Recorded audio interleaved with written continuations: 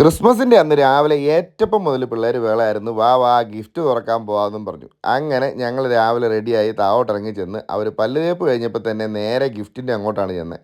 അവിടെ ചെന്ന് ഓരോരോ ഗിഫ്റ്റുകൾ തുറന്നു നോക്കുമ്പോഴും അവരുടെ മുഖത്തുള്ള എക്സൈറ്റ്മെൻറ്റ് അതൊന്ന് വേറെ തന്നെയായിരുന്നു കേട്ടോ. മത്സരിച്ചായിരുന്നു അവർ ഓരോ ഗിഫ്റ്റ് ബോക്സും തുറന്നുകൊണ്ടിരുന്നത്.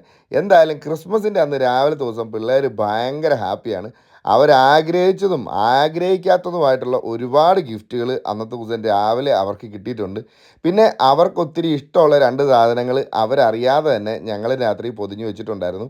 അപ്പം അവരോട് പറഞ്ഞു അത് സാന്റ കൊണ്ടുവച്ചതാണെന്നാണ് അവരോട് പറഞ്ഞത്. എന്തായാലും ക്രിസ്മസിൻ്റെ അന്ന് രാവിലത്തെ പിള്ളേരുടെ മുഖത്തെ ചിരിയും സന്തോഷവും എക്സൈറ്റ്മെൻറ്റും അതൊക്കെ കാണാൻ തന്നെ നല്ല രസമായിരുന്നു. അവർ മത്സരിച്ച് ഓരോരോ ബോക്സുകൾ തുറക്കുന്നതും അതിനകത്തുള്ള ഗിഫ്റ്റുകൾ പരസ്പരം എക്സ്ചേഞ്ച് ചെയ്യുന്നതൊക്കെ.